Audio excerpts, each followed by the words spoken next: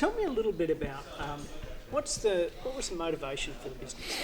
How did you say, oh, did you wake up one day and say this bed's pretty crook, I think it was a better one, or? Pretty much, yeah. I'd been an ex-professional footy player in the UK, and I'd suffered some bad injuries. I'd broken my back and had surgeries and so on, and bought a bed, and within 6 months it wasn't working, and basically they told me my warranty was void because I was too big.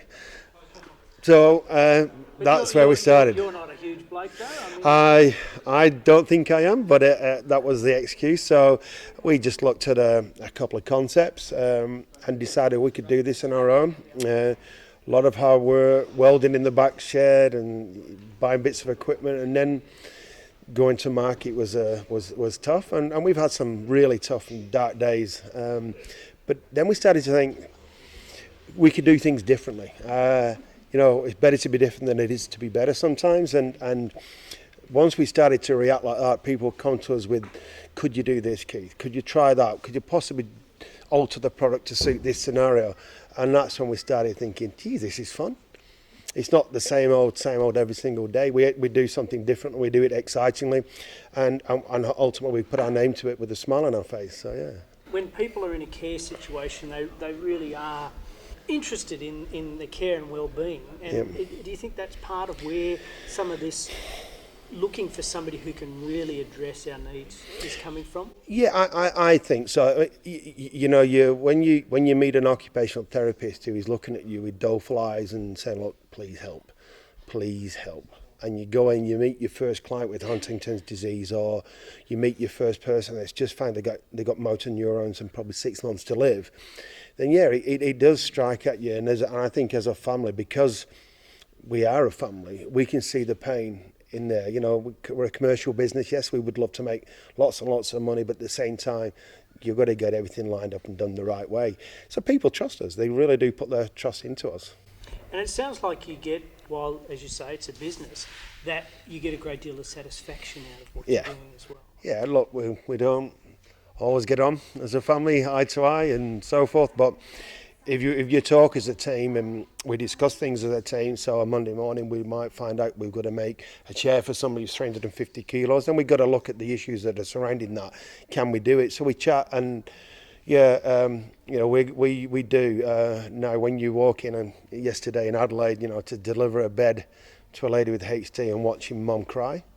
A man last week in Melbourne held my hand. He hadn't spoken to anybody other than shaking his head, and he kissed my hand. And it was such a humbling experience to be able to do that, because they feel that they're protected.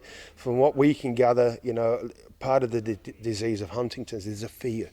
It's fear of hurting themselves, and it's fear of being rejected or put into a too hard basket. And then all of a sudden they can sit down and they can watch the TV knowing that if there is a reactive movement, they're hitting something soft rather than something that's going to hurt them.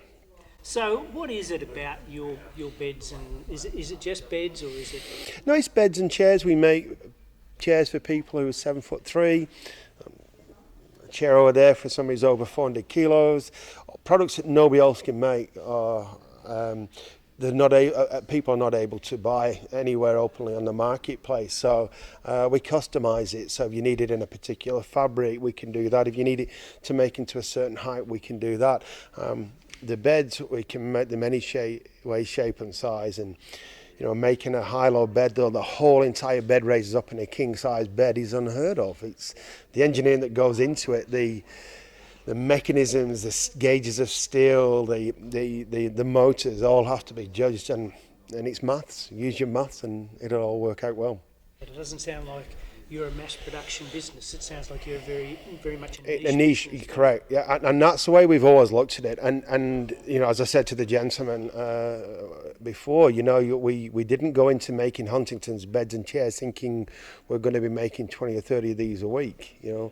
When the YouTube video was released of the lady using the bed and the chair in Melbourne, little did we know what we'd unearthed. And fortunately, I don't know if it's hindsight or wisdom, I haven't got a clue. I'm not blessed with much of that in any department, but to get the patent and I've got patent pending has probably saved us a lot of stress over the next couple of weeks. But there's a market there we know what we have, and we can uniform the sizing, the way we do things. Yes, we would need to definitely outsource some of the work to be done, and then working with the distributor in Europe and the US, we will hope to be able to get them to market hopefully within the next 6 months. So you see a good future for the small manufacturers? Oh, mate, I always say, I don't know why I sometimes entered into business. You have your dark days, and but it's passion. And you see small businesses, and we buy from small businesses every single week. And you know, the pride in what you can achieve is uncountable. You know, anybody can work for the big players, but you know, when you've got a family business and you surround yourself with good people, then you can make a difference, definitely.